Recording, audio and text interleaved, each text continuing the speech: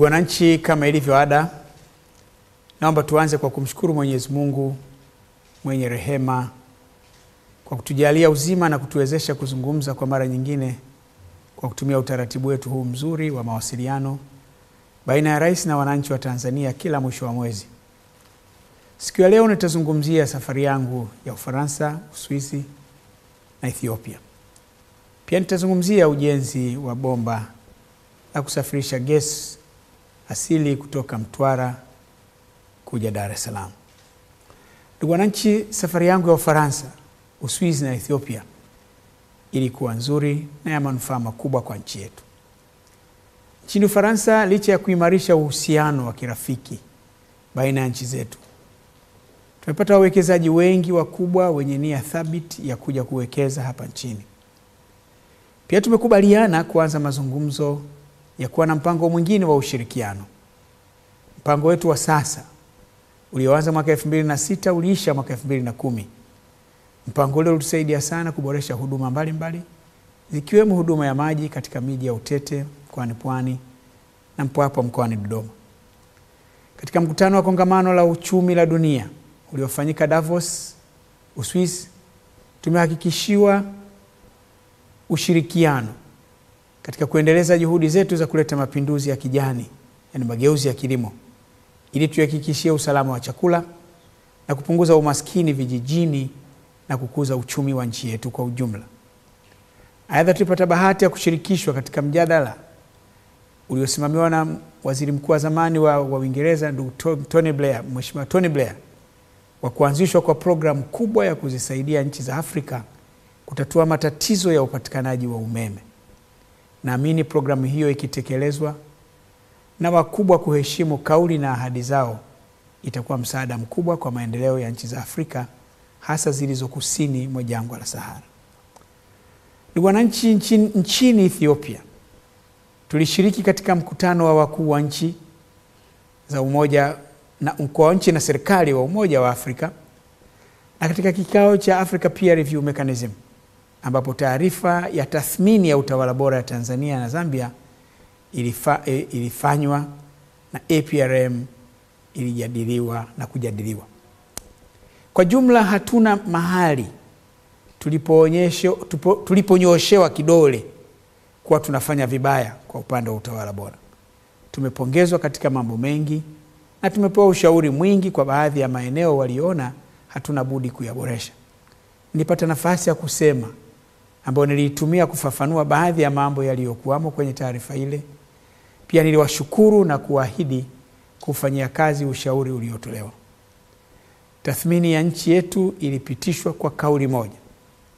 Kwa sababu ya matatizo ya huku nyumbani, nikalazimika kurudi na kuacha mkutano wa wakuu wa nchi ukiendelea.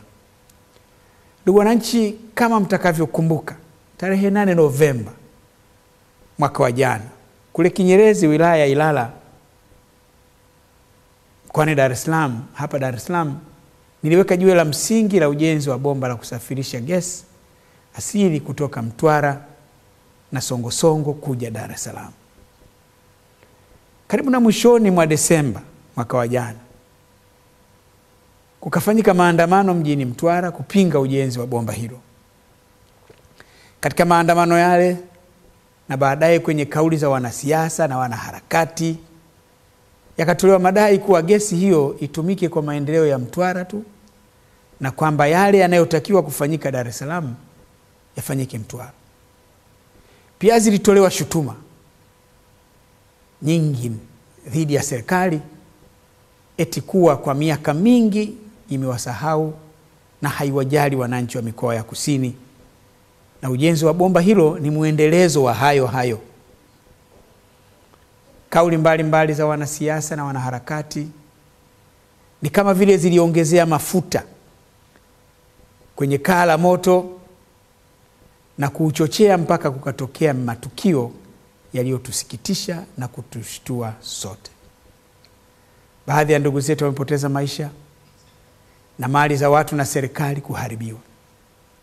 Ndugu wananchi, katika hotuba yangu wa kuaga mwaka 2012 na kukaribisha mwaka 2013 tarehe 31 Disemba mwaka wa jana, nililisemea jambo hili Leo mwezi mmoja baadaye, napenda kusisitiza mambo mawili.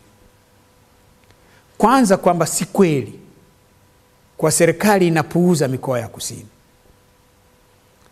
Na pili, kwamba kujenga bomba la gesi na kuipeleka gesi hiyo Dar es Salaam hakuinyimi mikoa ya Mtwara na Lindi fursa ya kutumia na kunufaika na gesi iliyopo Mtwara na mkoa wa Lindi.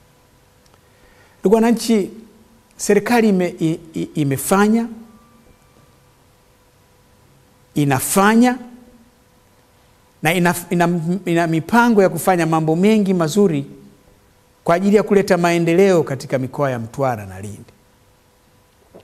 Ipo mipango ya kuboresha miundombinu. Iko mipango ya kuboresha huduma za kiuchumi na kijamii.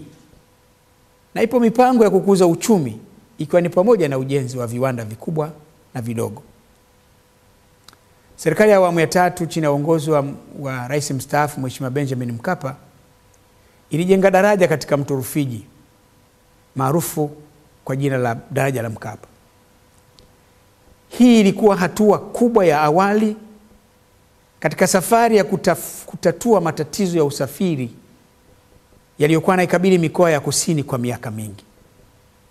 Serikali ninayoiongoza mie iliachiwa kazi ya kukamilisha ujenzi wa barabara za lami kufikia darajani na kuunganisha mkoa wa Mtwara na mkoa wa Ruvuma. Kazi ya ujenzi wa barabara kuelekea darajani tumeitekeleza vizuri na sasa tunakaribia kuimaliza. Tulikamilisha ujenzi wa barabara kutoka Mnazi Mmoja mpaka Nangurukuru. Mwaka 2009 tukaanza ujenzi wa barabara ya kilomita 56 kutoka Somanga hadi Ndundu darajani. Ujenzi wa kilomita zaidi ya 35 mpaka 36 za mwanzo ulienda vizuri. Bahati mbaya ujenzi wa kilomita 20 za mwisho umechelewa sana kwa sababu ya miliki wa kampuni iliyokabidhiwa kufanya kazi hiyo kufariki. Kwa sababu hiyo kampuni ilipata mtikisiko kiasi na kusababisha kazi kutotekelezwa kwa kasi tuliyoitarajia. Sasa mambo yametengemaa na kazi inaenda kwa kasi nzuri. Matumaini yetu ni kuwa ifikapo mwisho wa mwaka huu kazi hiyo itakuwa imekamilika kabisa. Halikadhalika Rais mstaafu Mzee Benjamin William Mkapa alituachia jukumu la kumaliza ujenzi wa daraja la Umoja kule Mtambaswara katika mto Ruvuma. Lakini ujenzi wa barabara ya lami kuanzia kuunganisha mikoa ya Mtwara na Ruvuma. Tumekamilisha ujenzi wa daraja hilo. Na ujenzi wa barabara ya lami kutoka Masasi hadi Mangaka umekamilika. Mchakato wa kujenga barabara ya kwenda Songea na kwenda darajani umefikia mahali pazuri. Tenda ya ujenzi wa barabara kutoka Tunduru hadi Mangaka na kutoka Mangaka mpaka darajani Mtambaswara imeshatangazwa. Kama mambo yatakwenda kama inavyotarajiwa, miezi 3 ijayo mjenzi atapatikana. Na wakati wote baada ya hapo kazi itaanza. Lakini wakati huo ujenzi wa barabara ya kutoka Namtumbo hadi Songea, Mbinga na Namtumbo Tunduru unaendelea vizuri. Hivyo basi kwa barabara ya Mtwara Corridor, kazi iliyobaki ni kutoka Mbinga kwenda Mbamba Bay, ambayo tutaifanya sisi wenyewe kama vile ambavyo tumefanya kutoka Mnazi Mmoja kwenda Nangurukuru na tunavyofanya sasa kutoka Somanga kwenda Ndundu, yani darajani. Lakini pia kama tulivyofanya kwenye ujenzi wa daraja la Umoja. Madaraja la Umoja tuliomba misaada kutoka nje, hatukupata. Serikali zetu mbili za Mozambiki na Tanzania tukakubaliana tujenge wenyewe. Kila mmoja ajenge upande wake, nusu yake. Tumefanya hivyo na tumemaliza ujenzi wa daraja hili. Ndugu wananchi, ipo pia mipango ya kuipanua na kuijenga upya bandari ya Mtwara ili iweze kuhudumia mahitaji ya makampuni ya utafutaji na uchimbaji wa gesi baharini, ili iweze kutoa huduma na kuvifanyia matengenezo vyombo vinavyotumika katika utafiti uchimbaji na uendelezaji wa gesi. Pia iweze kuhudumia shughuli za kiuchumi zitakazotokana na uchumi wa gesi pamoja na zilizopo sasa. Nilipozungumza na makampuni ya utafutaji wa gesi pale Mtwara, na nilikwenda maalum kwa ajili yao tarehe 25 Julai mwaka 2011, waliomba nikubali bandari ya Mtwara iwe mahali pa kuhudumia vyombo vyote vinavyofanya shughuli ya utafutaji na uchimbaji wa gesi na mafuta katika pwani ya Afrika ya Bahari Kuu ya Hindi. Pia waliomba kwa sehemu hiyo ya bandari iwe bandari huru. Niliwakubalia bila ajizi, na tayari eneo la hekta 110 limeshatengwa na limekwisha tangazwa kuwa bandari huru. Vile vile waliomba wapewe sehemu ya bandari ya sasa kuendeshea shughuli na eneo la kujenga kituo cha mitambo ya kuchakata gesi na kusafirishia gesi nje.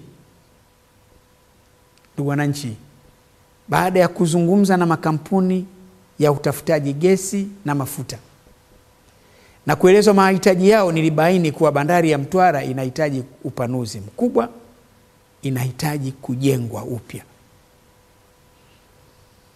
Bahati nzuri viongozi wa mamlaka bandari walikuwepo.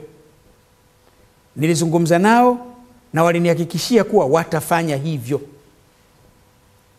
Tayari eneo la bandari limeongezwa kutoka hekta 70.68 hadi hekta 2697.68. Eneo la bandari huru limeshatengwa hivyo hivyo, na eneo la kampuni ya Dangote limetengwa. Makampuni ya gesi yaliyopo sasa na maeneo yao yametengwa. Aidha, mchakato wa kupanua bandari iliyopo sasa, mpango wake kujenga gati mpya 4 unaendelea vizuri, lakini pia kuendeleza ujenzi, kuipanua bandari hiyo mpaka ichukue na maeneo yaliyoko Msanga Mkuu. Yote hayo yako katika hatua mbalimbali za matayarisho na utekelezaji. Ndugu wananchi, kwa upande wa mkoa wa Lindi, mipango ya kupanua na kujenga upya bandari ya Lindi imefikia hatua nzuri. Naibu Waziri wa Uchukuzi Mheshimiwa Dr. Charles Tizeba alithibitisha hayo tarehe 1 Disemba 2012 mwaka wa jana. Mimi nilipotembelea bandari hiyo kwa makusudi kujua hali ikoje na mipango ikoje. Nilipokuwa ziara ya mkoa wa Lindi, nilifanya toka tarehe 1 mpaka tarehe 5 Disemba mwaka wa jana.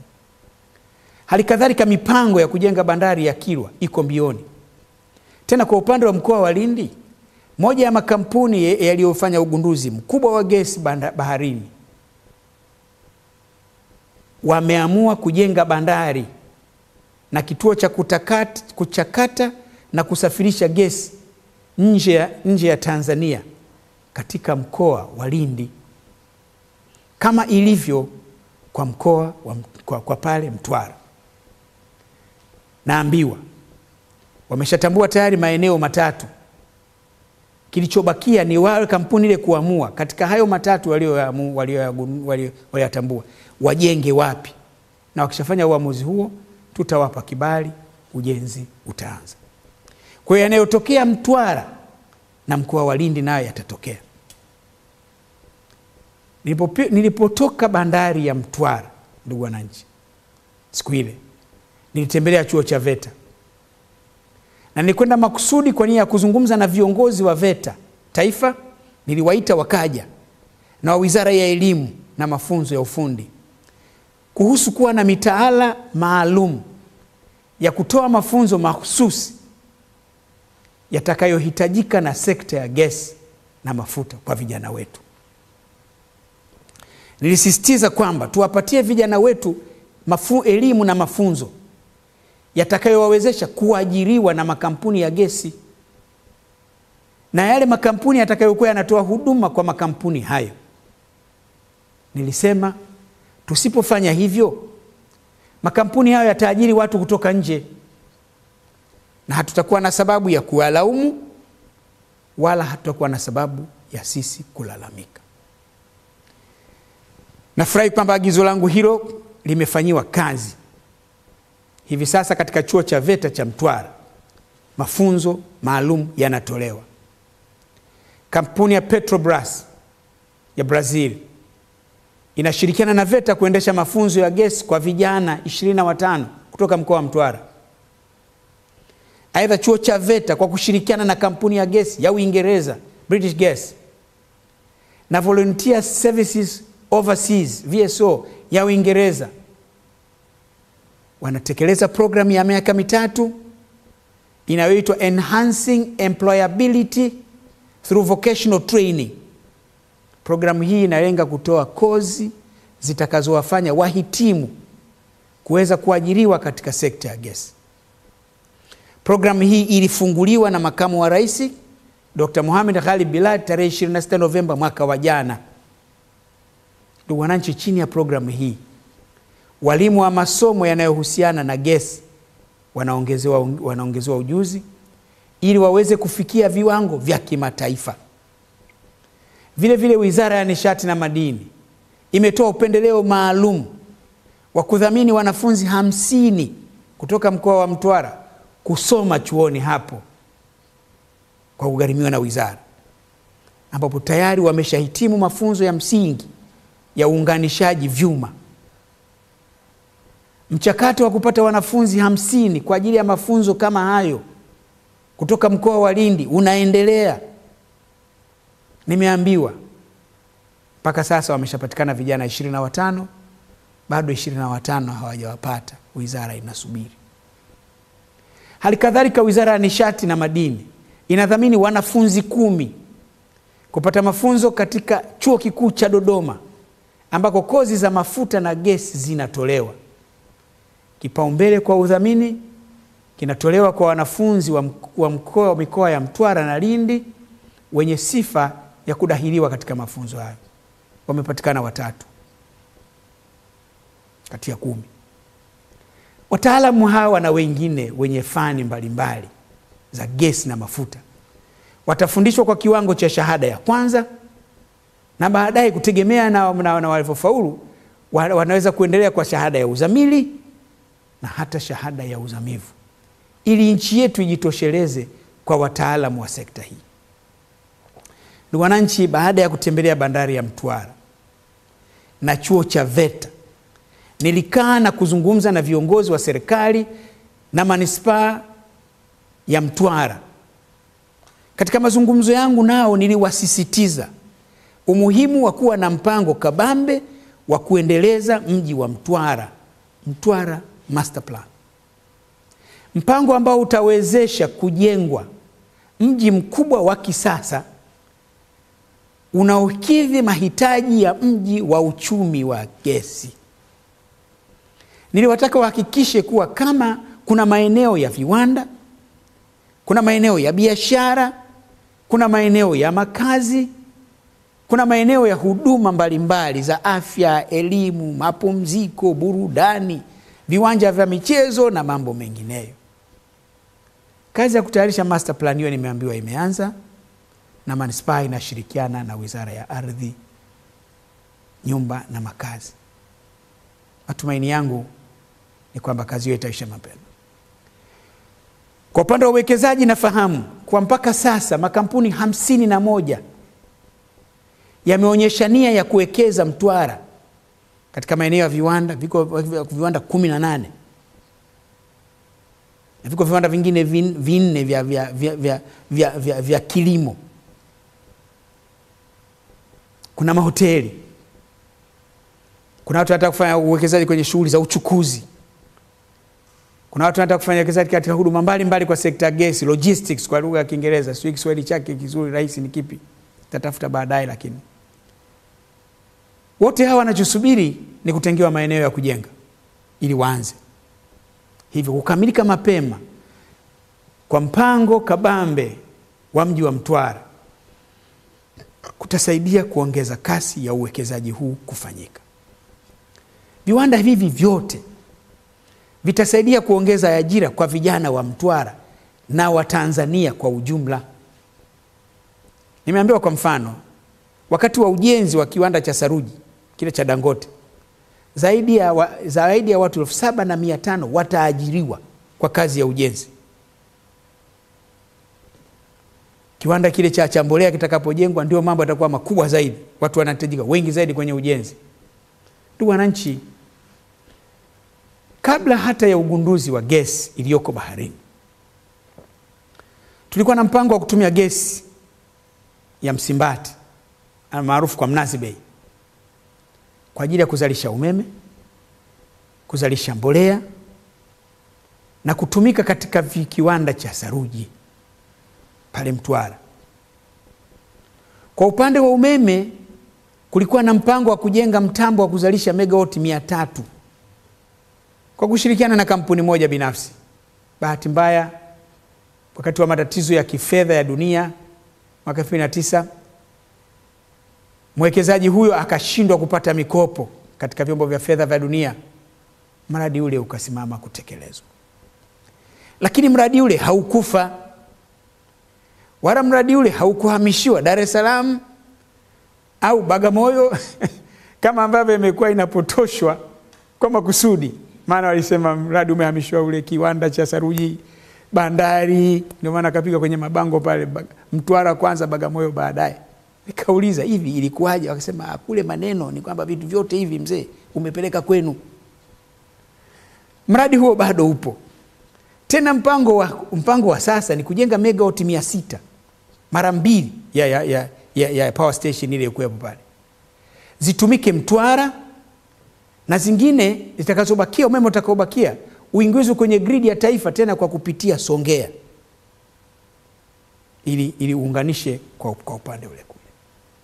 Ndugu wananchi, kwa upande wa kiwanda cha mbolea, wawekezaji wengi wameshajitokeza tangu mwaka 2008 tulikuwa tunashirikiana nao mpaka sasa.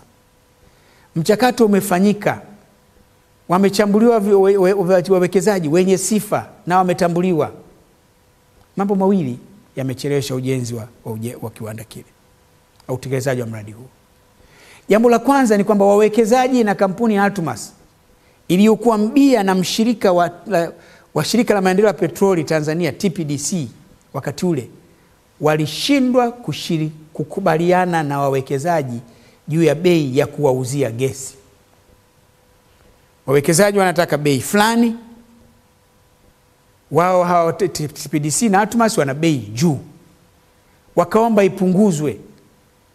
Lakini Altumas na TPDC wakapunguza, lakini kiasi hicho ambacho wamepunguza bado wawekezaji wanasema kwamba kwa bei hiyo uwekezaji wa kuzalisha mbolea haulipi. Hilo jambo la kwanza kubwa lililochelewesha ujenzi wa kiwanda cha mbolea pale Mtwara. Lakini sababu ya pili ni matatizo yaliyoikumba kampuni ya Altumas katika kipindi kile cha machafuko ya kifedha ya dunia, ya masoko ya fedha duniani na mdororo wa uchumi, ambapo kampuni ya Altumas iliathirika na kulazimika kuuza hisa zake kwa wawekezaji wengine. Katika kipindi hiki cha misukosuko yake ya ndani, kampuni hii tena haikupata muda wa kuzungumza na wawekezaji wanaotaka kuwekeza katika kuzalisha mbolea. Na jambo hilo halikuwa limepewa kipaumbele kwa maana hiyo na kampuni hii. Mtazamo wa sasa wa wabia wapya na TPDC ni kwa wao sasa ndio watakaojenga kiwanda hicho cha mbolea. Sisi katika serikali tumekubali rai hiyo ya erao hiyo, tunawataka waendelee na matayarisho, lakini wajenge mapema. Ndugu wananchi, kwa upande wa kiwanda cha saruji kinachojengwa na kampuni ya Dangote, ucheleweshaji ulikuwa kwa sababu mbili.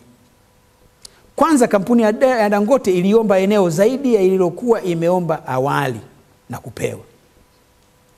Hoja yao ilikuwa kwamba eneo la ziada wanaloliomba ndilo lenye malighafi nyingi na bora kwa utengenezaji wa saruji kuliko eneo walilokuwa nalo. Hivyo waliamua kusubiri kukubaliwa kwa maombi yao hayo kabla hawajaanza chukua hatua ya kuwekeza. Bahati mbaya, eneo hilo lilikuwa linamilikiwa na mtu mwingine na alikuwa na hati miliki nalo. Halmashauri ya Mtwara iliomba kupitia Wizara ya Ardhi kwamba serikali kuu ilitwae eneo hilo na baadaye eneo hilo lipewe kampuni ya Dangote kwa ajili ya kiwanda cha saruji. Serikali ilikubali. Hata hivyo, mchakato ulichukua muda, na pale ulipokamilika mwenye eneo aliupinga uamuzi wa serikali mahakamani. Kesi nayo ilichukua muda kusikilizwa na kumalizika. Bahati nzuri katika kesi ile serikali ikashinda, na baada ya uamuzi wa mahakama ndipo kampuni ya Dangote ikakamilishiwa eneo hilo karibu na robo ya 3 ya mwisho ya mwaka wa jana. Kampuni ya Dangote ilichukua muda kuanza. Hivi sasa naambiwa timu yake ipo kwenye eneo la mradi, na sasa mradi uko tayari kuanza kutekelezwa, kwa sababu hatua za mwanzo wameshaanza kutoa.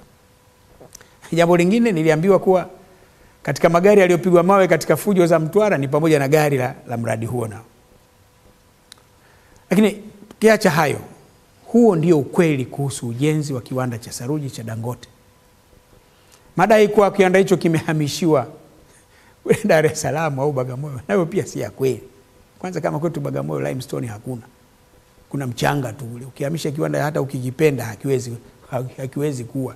Labda useme unakihamisha wazo hili. Ni uzushi tu wa makusudi wa watu wenye nia mbaya na serikali. Watu wanajaribu kujenga hoja zao kwa gharama yoyote. Huwezi kudai kuwa mtetezi wa wananchi wa Mtwara kwa kutoa hoja za uongo na kufanya upotoshaji wa makusudi kabisa na kuchochea chuki miongoni mwa watu. Ni uongozi ukili usiokuwa na busara. Ndugu wananchi, ujenzi wa bomba la gesi ndio uliozua mzozo wote huu. Zilijengwa hisia kuwa gesi yote inapelekwa Dar es Salaam na kwamba Mtwara itakosa gesi na maendeleo yanayotokana na gesi hiyo yatakosekana. Na wengine wakasema gesi inapelekwa Bagamoyo ili kuzidisha chumvi na kupandikiza chuki kwa wananchi dhidi ya serikali, kwamba maana huko kila kitu Bagamoyo sasa. Rais anapeleka gesi kwao. Ndugu zangu, kwanza Kinyerezi iko Ilala, sio Bagamoyo. Pili, ukweli ni kwamba pale Mtwara kuna gesi nyingi ya kutosheleza mahitaji ya Mtwara, Lindi na Dar es Salaam na kubaki. Gesi itakayoletwa Dar es Salaam ni 16% tu. Ya itakayoletwa Dar es Salaam kwa miaka 20 ni 16% tu ya gesi yote iliyopo Mtwara. Chukua miaka 20 gesi itakapoletwa Dar es Salaam itakuwa ni only 16%. Hivyo 84% ya gesi itabaki Mtwara kwa ajili ya kuuzwa nje ya nchi na kupelekwa kwingineko nchini. Kwa sababu hiyo, ndugu zetu wa Mtwara, ndugu zangu wa Mtwara, hawana sababu ya kuwa na wasiwasi na ujenzi wa bomba hili. Ipo gesi ya kutosha kwa mahitaji ya sasa na ya miaka mingi ijayo. Viwanda vinavyotumia gesi kama malighafi na vile vinavyohitaji gesi kama nishati, vyote vitapata gesi ya kutosha. Kwa upande wa uzalishaji wa umeme, hali kadhalika ipo gesi ya kutosha kuzalisha umeme mwingi zaidi ya ilivyo sasa. Hivi sasa tumejenga kituo pale kinachozalisha umeme megawatt 15. Umeme ule unatumika Mtwara, Lindi, Tandahimba, Newala, Masasi na Chingwea, Ruangwa, Mtama na njiani mote unamopita. Bado umeme huo hautumiki wote hivi sasa. Kwa hiyo hakuna sababu ya kuwa na hofu. Ndugu wananchi, naeleza yote haya kuwathibitisha wananchi wa Mtwara na Watanzania wote kuwa tunawathamini sana na kuwajali wananchi wa Mtwara. Na dhana kuwa tunawapuuza, hatuwajali, si za kweli. mimi nitakuwa mtu wa mwisho kuwapuuza na kuwatupa mkono wananchi wa mikoa ya kusini. Aidha, sitakuwa tayari kuwaruhusu watu au mtu yote katika serikali ninayoongoza mimi kuwapuuza wananchi wa mikoa ya kusini au mkoa wowote hapa nchini.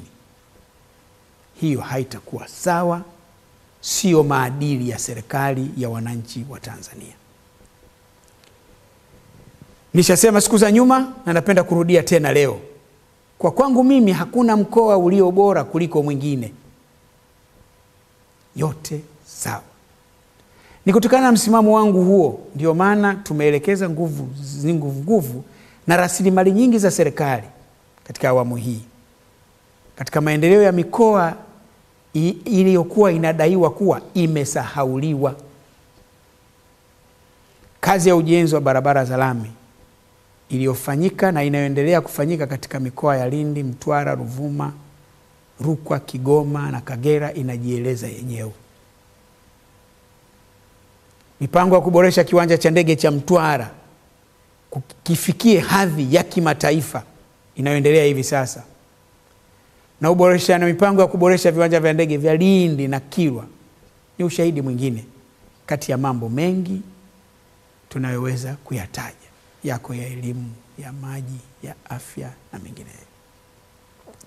Ndugu wananchi, haya niliyoyasema ni sehemu ndogo tu ya yale ambayo tungeweza kuyasema au yale yaliyofafanuliwa na kuelezwa kwa kina na mawaziri na wakuu wa idara husika za serikali, wakuu wa idara na mashirika ya umma husika pale Mtwara katika mkutano wa waziri mkuu na viongozi wa serikali, viongozi wa dini, wa vyama vya siasa na wazee wa mkoa wa Mtwara tarehe 29 Januari 2013.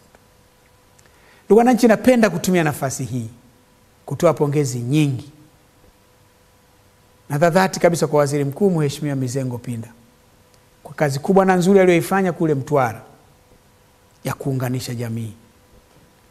Uvumilivu wake, usikivu wake na utulivu wake vimesaidia sana kulivusha taifa katika moja ya mitihani ambayo ingeweza kugeuka kuwa mikubwa sana na ambayo ingeweza pia kuingiza nchi yetu katika matatizo makubwa yasiyotarajiwa. Nawapongeza mawaziri, nawapongeza wakuu wa mashirika ya umma na wakuu wa idara za serikali kwa mchango wao muhimu walioutoa uliosaidia kufafanua masuala ambayo yalikuwa hayaeleweki vizuri au yanapotoshwa. Kwa wao na wasisitiza na kuwakumbusha wajibu wao wa kuendelea kuelimisha jamii kuhusu shughuli wanazozifanya. Wakifanya hivyo mara kwa mara, migongano itaepukwa na wapotoshaji hawatapata nafasi ya kudanganya. Ndugu wananchi, nitakuwa mwizi wa fadhila kama sitawashukuru viongozi wa serikali, vyama vya siasa, madhehebu ya dini, viongozi wa jamii, wazee, wanamtwara na makundi mbalimbali ya jamii kwa muda walioutumia kuzungumza na waziri mkuu na kuwasikiliza wasaidizi wake ama wasaidizi wetu wakifafanua masuala mbalimbali. Uvumilivu wao na uelewa wao ndivyo vilivyosaidia kurejesha hali kuwa ya kawaida Mtwara. Na waomba nao sasa wote kwa pamoja washirikiane na serikali mkoani na wilayani kuelimisha umma kuhusu ukweli wa mambo. Pia watafute na watumie nafasi hiyo kutahadharisha jamii na kuwataka watu kuwa waangalifu na kupima maneno wanayoambiwa na watu wengine.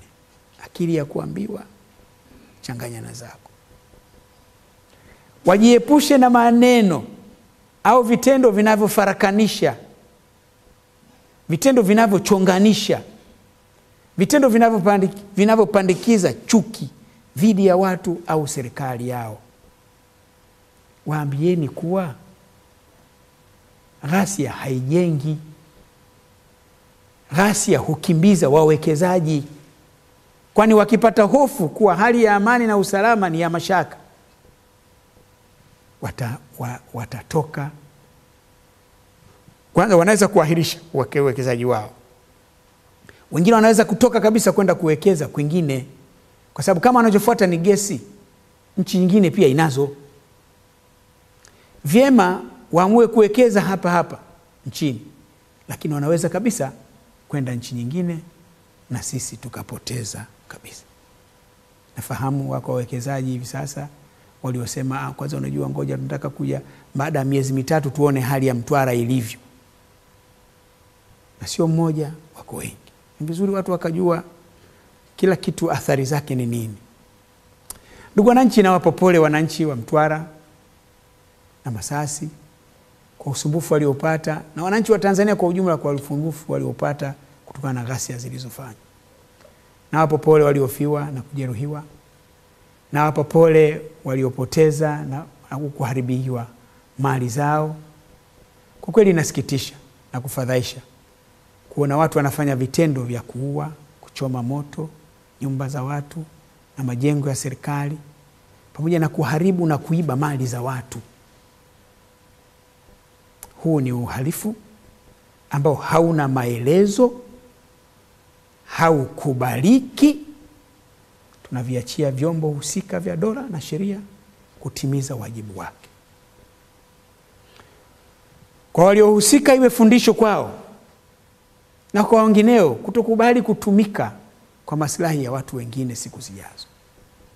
Sasa watajikuta wameachwa peke yao wakati wenzao waliowatuma wako huru na kuendelea kufaidi maisha. Ndugu wananchi, hili sakata la bomba la gesi limefika mahali pazuri. Limekwisha. Yaliyopita si ndwele, tugange yajayo. Mungu ibariki Afrika. Mungu ibariki Tanzania. Asanteni kwa kunisikiliza.